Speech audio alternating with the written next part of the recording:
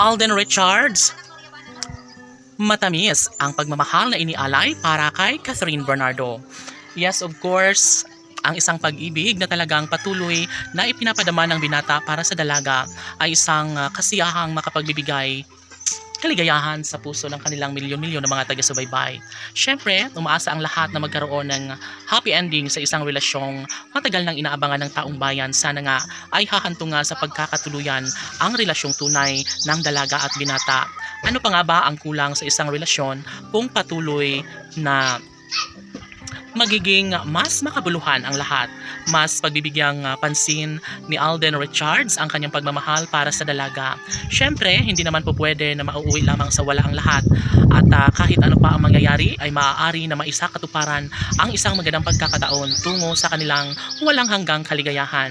Sabi nga ng mga netizens na umaapaw ang kanilang pagtitiwala at siyempre, ilalaan pa rin nila ang isang malaking pag-asa na magtagumpay lalo ang gwapong aktor na si Alden Richards sa kanyang pagmamahal para kay pretty girl Catherine Bernardo.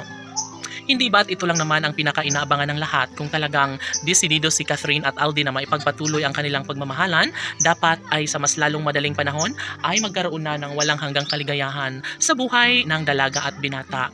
Of course, mananatili ang malaking pag-asa at kailanman ay hindi na magbabago pa ang isang pagtingin na talagang kung nais ni Alden at Catherine na magbunga ang kanilang pangako sa isa't isa ay posible na magkaroon ng happy ending sa relasyong tunay ni Alden Richards at Catherine Bernardo.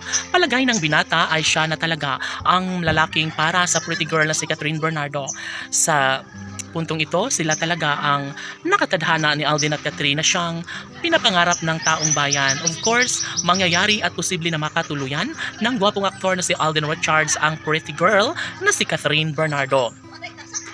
Tanong ng mga netizens, maaari nga kaya na magpagtagumpayan ni Alden Richards ang lahat ng kanyang pangarap na makapiling hanggang sa pagtanda ang pretty girl na si Catherine Bernardo?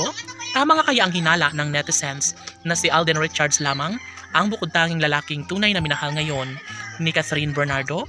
OMG, umaasa ang lahat na sanay darating ang isang magandang pagkakataon na sanay hindi masasayang ang panahon at oras sa nasimulang pag-ibig ni Alden Richards at Catherine Bernardo.